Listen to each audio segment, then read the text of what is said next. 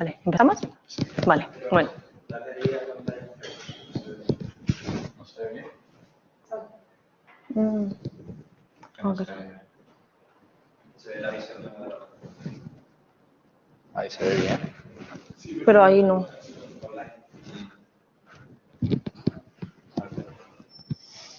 Ahí no, opciones de presentación. No, eso no opciones de presentación. Aquí dice. Opciones de presentación. Duplicar. Creo que... Vale, si tú tienes lo mismo que yo. Sí. Vale. Bueno, en esta charla entiendo que al ser todos del área de matemáticas, el tema de la programación de la producción puede que os suene chino. Lo he intentado... va a ser más bien una introducción a lo que estoy haciendo de programación de la producción para que entendáis los algoritmos que he aplicado, a qué los he aplicado, ¿vale? Primero que nada, voy a hacer una breve presentación porque yo no soy matemática, soy ingeniera de organización industrial por la Politécnica de Valencia. Además, allí hice también un máster en estadística e investigación operativa, donde tuve de profesora a Federico Perea.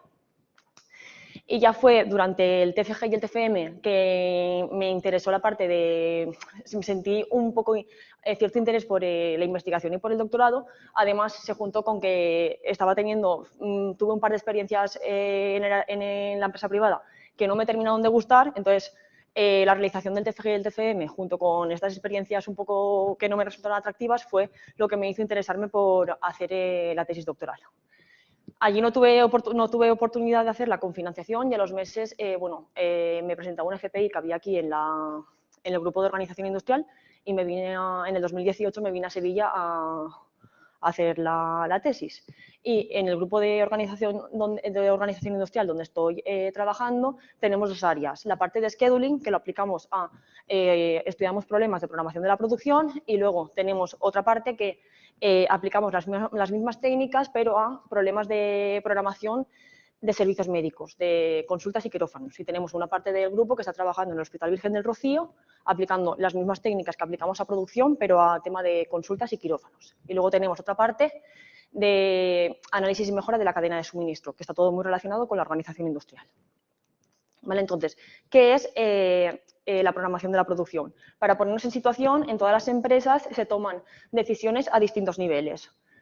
Al nivel estratégico se toman decisiones a largo plazo, como podría ser decidir qué línea de productos va a ofrecer mi empresa, qué servicios o qué capacidad de producción va a tener mi fábrica.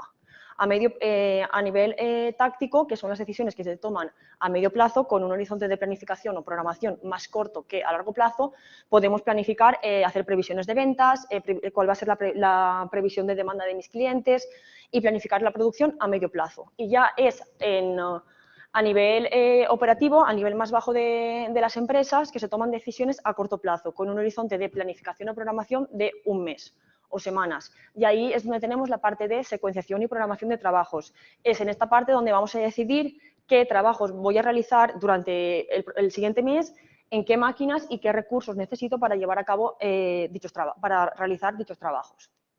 ¿Vale? Entonces, sería la programación de la producción, se tienen que tomar decisiones para optimizar un objetivo. Ahora, más adelante, explicaré los objetivos más comunes que tenemos que consideramos en el área de programación de producción.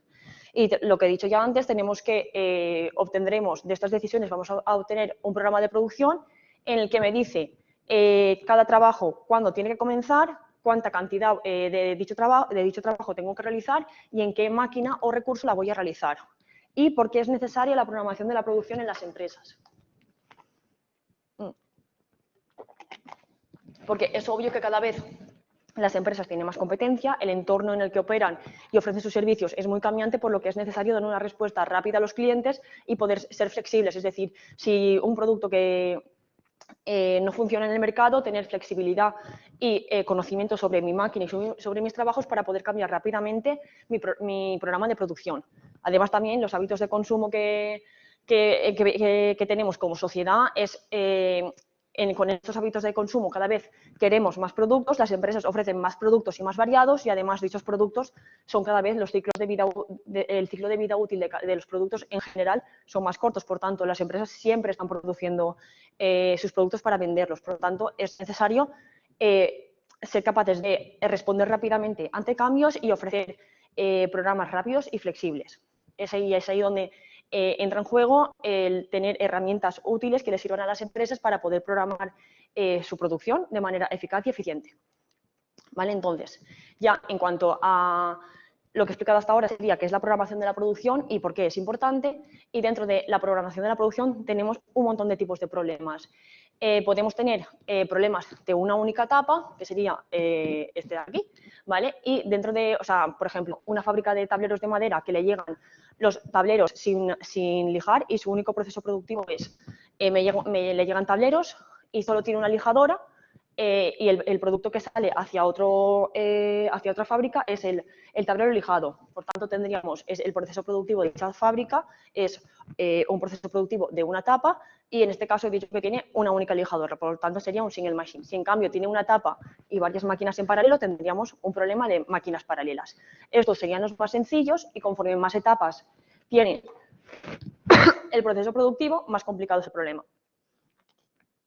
Luego tenemos problemas en los que tenemos varias etapas, es decir, que el proceso productivo necesita de varias máquinas, una detrás de otra, para conseguir el producto final. Es el caso, por ejemplo, de un taller flow shop, en el que todos los trabajos siguen la misma ruta. Por ejemplo, una fábrica de zapatos, todos los zapatos tienen que pasar por las mismas máquinas, por todas las máquinas en el mismo orden. Es decir, el primer paso del proceso productivo será cortar el patrón del zapato. El siguiente será darle adornos a la piel o el cuero. El siguiente, montar el zapato. El siguiente, pegar la suela. Y finalmente, obtendré un zapato completo. Todos los zapatos, por muy diferentes que sean, van a pasar por todas las etapas. Entonces, tendré un entorno flow shop con una máquina en cada etapa, que sería el aquí, o si ya tengo un entorno más complejo con varias máquinas en cada una de las etapas, tendría un hybrid flow shop. Lo mismo. El siguiente sería un entorno job shop en el que tengo muchos trabajos que tienen que pasar por todas las máquinas, pero en un orden diferente. Es decir, como información de entrada tengo X trabajos y para cada trabajo tengo una ruta que es diferente para cada trabajo. Y aquí lo mismo. Puedo tener una máquina en cada etapa o varias máquinas. Tendría un job shop o un flexible job shop. Y por último, el entorno open shop es más complejo porque cada trabajo tiene una ruta diferente y no tiene por qué pasar por todas las máquinas. Entonces tendríamos el open shop o el flexible open shop, dependiendo si tengo una máquina en cada etapa o varias. Entonces, estos son los problemas más estándar. Luego podemos tener combinación de varias, puedo tener problemas de varias etapas, como por ejemplo un flow shop en la primera etapa y luego máquinas paralelas. Entonces tendríamos, cuanta más combinaciones tenga de estos problemas, más complejo y más difícil de resolver va a ser el problema. Luego, en cuanto a lo que he explicado hasta ahora, sería el entorno, es decir, qué entorno tiene mi problema. Luego puedo tener una serie de restricciones que tienen que cumplir los trabajos, es decir, la primera de ellas puede ser que todos los trabajos tengan fecha de entrega, es decir, que si yo entrego mi trabajo más tarde de la fecha de entrega, voy a incurrir en un retraso, cosa que es malo de cara a los clientes, y si lo entrego mi trabajo mucho antes de su fecha de entrega, voy a incurrir en costes de almacenamiento porque hasta que no llegue la fecha de entrega, ese trabajo lo voy a tener ocupando un hueco en el almacén de mi empresa. Por lo tanto, no es ni muy bueno que tenga mucho adelanto ni que tenga mucho retraso. Otra posible restricción con la que podemos trabajar es saber si los trabajos pueden sufrir interrupciones o no. Es decir, si, por ejemplo, va a llegar el fin de semana y me quedan 4 horas disponibles en una máquina, si los siguientes trabajos que tengo para realizar, todos necesitan más de 4 horas, si el trabajo no se puede interrumpir, voy a tener que dejar la máquina libre esas 4 horas porque no lo voy a poder retomar el lunes. Eso significa que los trabajos no se pueden interrumpir. En cambio, si lo puedo interrumpir, puedo utilizar esas 4 horas de trabajo, que la pieza o el trabajo se quede en la máquina y retomarlo el fin de semana. Dependiendo de las restricciones que tenga, mi problema va a ser más difícil o va a ser más fácil. Y luego, en cuanto a los objetivos más comunes que consideramos en la literatura, el más estudiado es minimizar el tiempo máximo de finalización, es decir, minimizar el tiempo de finalización en el que termina el último trabajo. Otro de los más comunes es minimizar el tiempo total de finalización, minimizar la suma de los tiempos de finalización de todos los trabajos que he considerado en un horizonte de programación. Y luego ya los más comunes que tienen que ver con la fecha de entrega sería minimizar la tardanza total, es decir, minimizar la cantidad de tiempo retrasado que llevan los trabajos, y uno que está en los últimos años se ha puesto muy de moda es el objetivo just in time, es decir, la idea es, ya lo he adelantado antes, la idea es entregar todos los trabajos lo más cerca posible de su fecha de entrega, para no incurrir en costes de almacenamiento ni tampoco para dar una mala imagen de cara al cliente con trabajos retrasados. Entonces, tenemos por un lado el entorno que he explicado, que son los distintos tipos de entorno que he explicado en la diapositiva anterior, las restricciones, normalmente cuantas más restricciones tenga, más complicado va a ser el problema, y los objetivos más comunes. Y luego ya ahora os pongo un poco de situación porque os voy a hablar por encima del problema que he abordado durante la realización de la tesis. Yo cuando empecé la tesis sabía que quería hacer el doctorado sobre esta área, pero no tenía muy claro qué problema. Entonces, cuando me pasé 2 o 3 meses leyendo artículos, viendo cuáles eran los más citados, los que sabían que era lo que más estaba publicando en los últimos años, y nos dimos cuenta, entre mis directores y yo, que este problema es un problema de ensamblado en el que tengo 2 etapas. En la primera etapa se fabrican todos los componentes o algunos de ellos, y en la segunda etapa tengo una o varias máquinas que van a ensamblar todos los componentes. Nos dimos cuenta de que el problema con varias máquinas en la segunda etapa estaba siendo muy poco estudiado y había que tenía bastantes posibilidades de sacar cosas que se pudieran publicar. Entonces me lancé a la piscina y empecé a leer sobre este tema y a hacer cosillas. Entonces, como ya he dicho, tengo 2 etapas. Sería un entorno híbrido. En la primera etapa tengo varias máquinas, tengo tantas máquinas como componentes tenga mi producto final. Y en la segunda etapa, una vez están todos los componentes fabricados, tengo una o varias máquinas que van a ensamblar todos los componentes. Entonces, mi problema consiste en decidir en qué orden se van a programar y a fabricar todos los trabajos que tengo pendientes para un horizonte de planificación de programación determinado. ¿Vale? Entonces, normalmente, para visualizar mejor cómo sería la programación de estos trabajos, supongamos que tenemos 4 trabajos con distintos tiempos de proceso, tanto en las 3 máquinas de la primera etapa como en las 2 máquinas de la segunda etapa. Aquí, por ejemplo, lo que estoy diciendo es que tengo un producto final compuesto por 3 componentes que se van a realizar, cada uno de ellos, el primer componente se va a realizar en la primera máquina, el segundo componente en la segunda, el tercer componente en la tercera, y cuando estén los 3 componentes listos, es decir, este máximo va a marcar el inicio en la segunda etapa, y la segunda etapa va a ser realizada por aquella máquina que esté disponible antes, para minimizar los tiempos ociosos de la máquina. Es decir, el tiempo ocioso es el tiempo que la máquina está libre, sin ser utilizada, esperando a que le llegue algún trabajo. Entonces, supongamos que primero se va a fabricar el trabajo 3. Cada componente se va a fabricar en su máquina respectiva de la primera etapa, y el máximo está por el trabajo 3. Entonces, una vez están fabricados los 3 componentes, una máquina de la segunda etapa los va a ensamblar. Lo mismo va a pasar con el trabajo 4. Estoy dando por hecho que para este problema la mejor secuencia para minimizar el objetivo que estoy considerando es la 3-4-2-1, ¿vale? Entonces, una vez acaba el componente 3 en la primera máquina, pasaría a fabricar el primer componente del trabajo 4. Aquí acabó este trabajo y pasaría a fabricar el segundo componente del trabajo 4, y lo mismo con el componente 3. Una vez acaba el componente del trabajo anterior, pasaría a fabricar el componente del trabajo 4. Y cuando va a empezar, aquí tengo en la segunda etapa, tengo la segunda máquina disponible, entonces aquí el máximo viene dado por este trabajo de aquí, en la segunda máquina ensamblaría el trabajo 4. Lo mismo me pasaría con el segundo y lo mismo me pasaría con el trabajo número 1. Los asigno, se fabrican los componentes y una vez están fabricados se ensamblan en la segunda etapa. Aquí, hablando de los objetivos que he explicado antes, si quisiéramos minimizar el tiempo máximo de finalización, estaríamos minimizando el tiempo máximo del trabajo 1, que es el trabajo que termina más tarde. Si quisiera minimizar el tiempo total de finalización, tendría que sumar el tiempo de finalización del trabajo 3, que es este instante de aquí, el tiempo de finalización del trabajo 4, el trabajo 2 y el tercer trabajo 1. Entonces, mi objetivo a minimizar sería la suma de todos los tiempos de finalización. Si le pongo fechas de entrega a los trabajos, tendría que la fecha de entrega del trabajo 3, due date, es esta de aquí, para el trabajo 4, este instante de aquí, para el trabajo 2, este de aquí, y para el trabajo 1, este de aquí.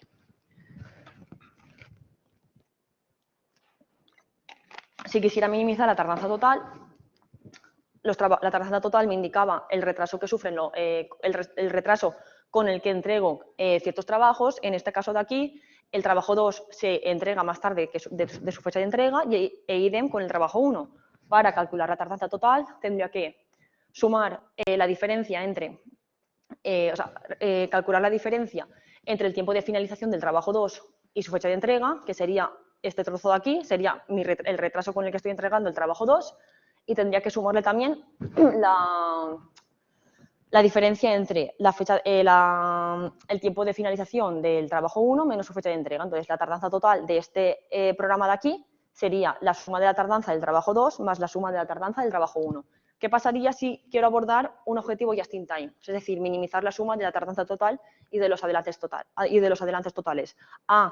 El retraso del trabajo 2 y el retraso del trabajo 1, le tengo que sumar el adelanto que sufre el trabajo 3, que sería el instante en el que lo debería entregar menos el instante en el que lo termino, esta diferencia de aquí, y el adelanto del trabajo 4, que sería el trabajo 4 lo tengo que entregar en ese instante de aquí y acabo aquí, entonces le sumaría la diferencia.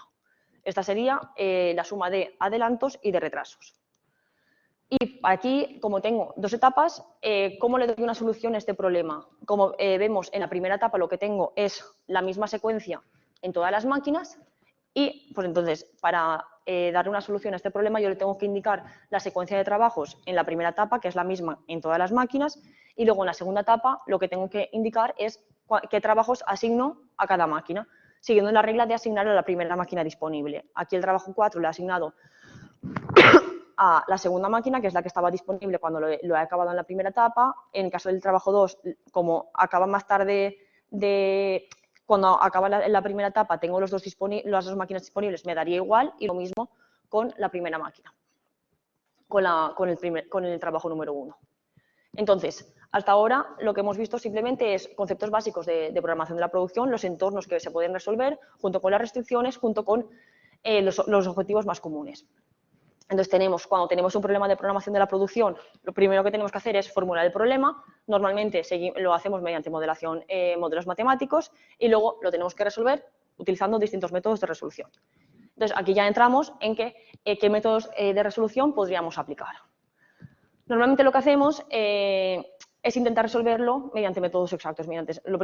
Cuando me puse con este problema, lo primero que hice es hacer el modelo matemático.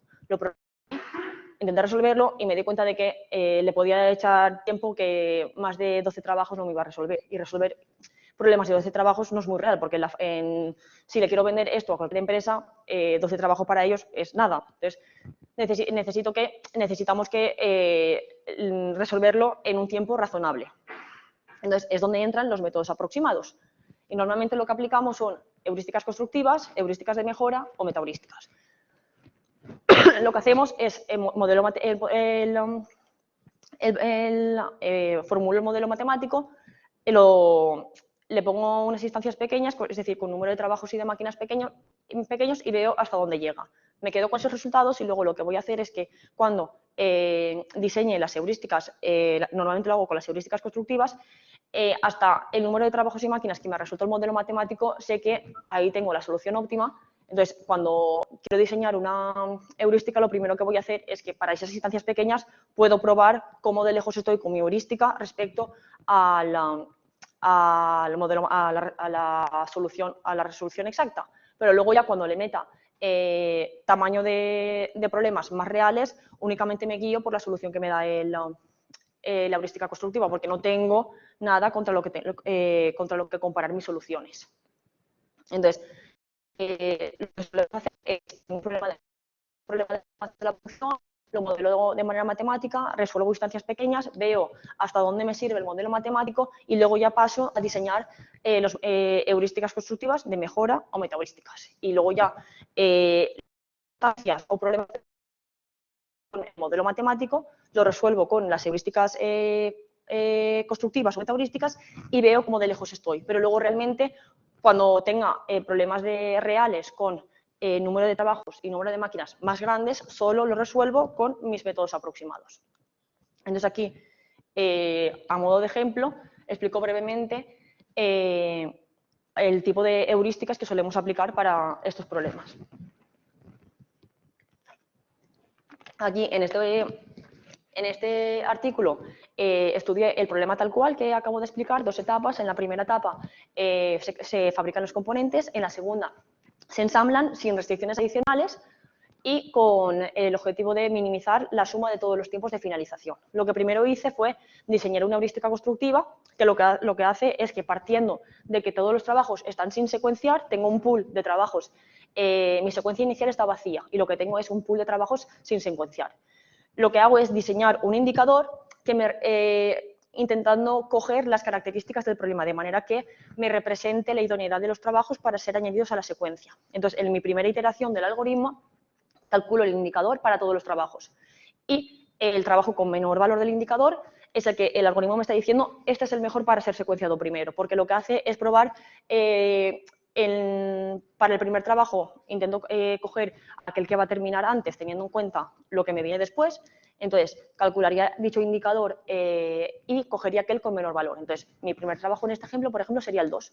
La siguiente iteración, vuelvo a calcular el indicador para los trabajos que me quedan restantes y cojo aquel que tenga menor valor del indicador. En este caso, el algoritmo me está diciendo el 4, teniendo los trabajos que tienes, el 4 es el mejor.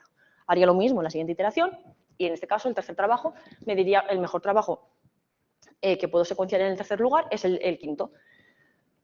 Entonces, tendría la primera iteración he seleccionado el 2, en la segunda, aquí sería un 4, que me he equivocado, 2, 4, 2, 4, 5, entonces iría calculando los indicadores conforme de los trabajos que me quedan restantes hasta obtener una secuencia completa.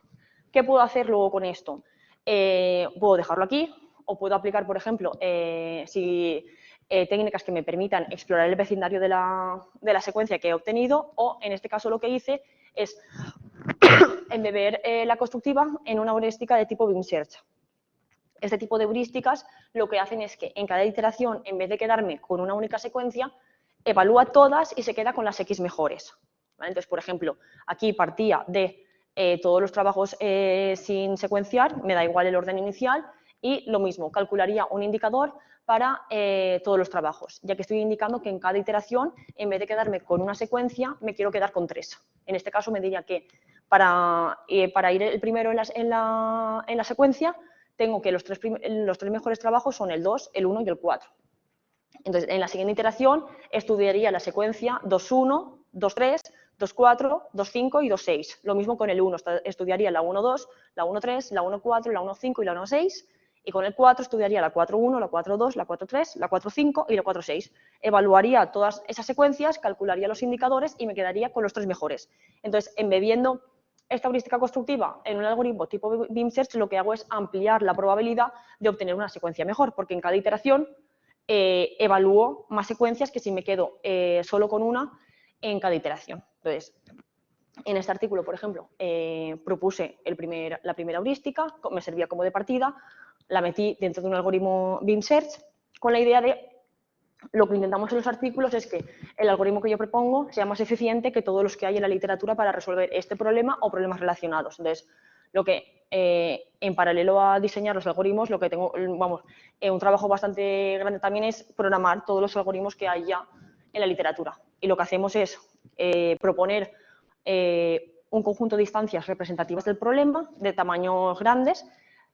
Resolvemos estas instancias con todas las heurísticas del estado del arte y con las que hemos propuesto y analizamos los resultados estadísticamente,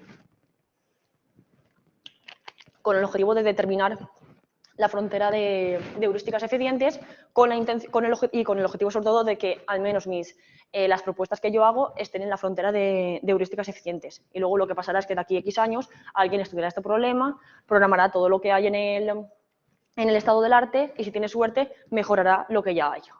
Entonces, normalmente lo que hacemos es eso, resolvemos el conjunto de instancias con todas las heurísticas, analizamos los resultados estadísticamente y definimos la frontera eficiente. En este caso, esta de aquí es mi propuesta y estas de aquí también son propuestas, entonces aquí en este artículo lo que determinamos es que la frontera de heurísticas eficiente estaba formada por estas que yo propongo y 2 heurísticas rápidas del estado del arte. Entonces aquí ya como ya he adelantado, el objetivo principal de nuestras investigaciones es proporcionar métodos de resolución. Si no existen, pues nuevos métodos de resolución para resolver X problemas, y si ya hay otros métodos, pues proponer y diseñar métodos que sean más eficientes de lo que ya hay. Y este es otro, pero es más de lo mismo. Y luego ya, pasando a las conclusiones, la idea es, como ya he dicho, resolver problemas de programación de la producción con métodos exactos y aproximados, con el último objetivo de ayudar a las empresas en la toma de decisiones. De manera que si aplican estas técnicas en el proceso de programación de la producción, van a obtener una mejora productiva seguro. Y luego también, algo que me parece muy guay, es que yo estoy haciendo en producción o estoy haciendo en sanidad. Y pues, de cara a la gente puede parecer más atractivo el aplicar estos algoritmos y estos métodos a cosas que luego, si te van a operar, tengas una menor lista de espera, menos pacientes por delante de ti o estén mejor ordenados en función de la prioridad de cada paciente.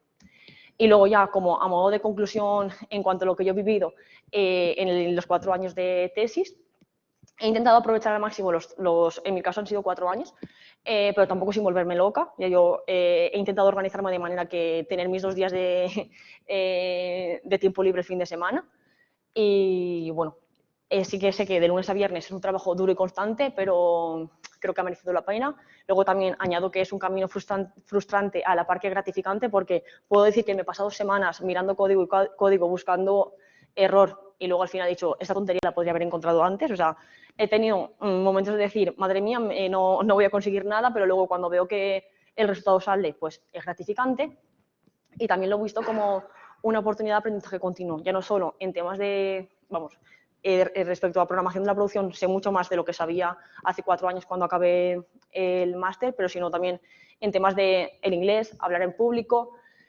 Cuando yo empecé la tesis, mi nivel de programación era más bien básico tirando a nada, porque aquí en Sevilla, cuando damos programación de la producción, sí que enseñamos y exigimos a los alumnos que resuelvan los problemas con ordenador, pero ya en Valencia todo era a mano, entonces llegué aquí y no tenía mucha idea de programar. Y luego ya en el programa SPSS o de estadística, aunque estudié más de estadística, SPSS yo lo vi por encima. Entonces ahora creo que lo he visto como un aprendizaje continuo en muchas áreas. Entonces, por ese lado también estoy contenta. Y luego ya, esto era lo último. Si tenéis preguntas, me las podéis hacer y muchas gracias por vuestra atención.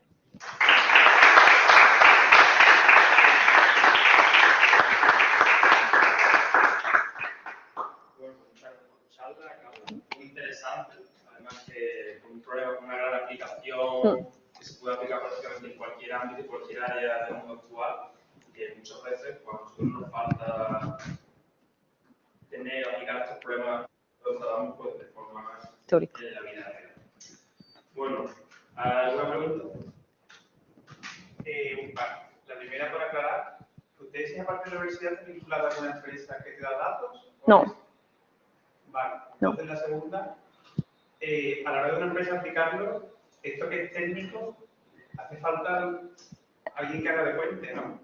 Normalmente hay muchas consultoras que venden software en el que les da la opción de, obviamente no tienen a nadie picando código, pero venden, algunas empresas sí que venden un software que tiene detrás todo esto y el que se encargue de programar la producción lo único que tiene que seleccionar o meter X inputs y el software te calcula o te utiliza, dependiendo de los inputs, dice, pues para este problema la mejor técnica que tengo en mi batería de heurísticas o de métodos aproximados es esta. Entonces, le resolvería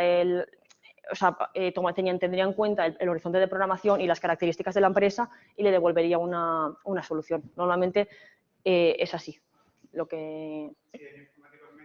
Sí, pero alguien como una consultora o alguna empresa que se dedica que sí que tiene los expertos en programación de la producción o programadores que meten todo esto en X herramienta y la venden. Però si la qüestió que sí que m'ha llamat l'atenció que no és que hagin de programar, digamos, todos los métodos para poder compararlo con el tuyo. Hmm. Porque no es normal en toda que haya, digamos, que si va a hacer el código lo ponga en público. Se está poniendo de moda ahora, porque hace poco envié un artículo a una revista y me pidieron el código en abierto. Vale, pero hasta ahora No, pero ahora lo que se publica en los artículos es el pseudocódigo y tú ya o sea, tú quieres programar el algoritmo de Pepito, pues te apañas para entenderlo. Entonces ahí sí que... ¿Online hay alguna pregunta? ¿Online hay alguna pregunta?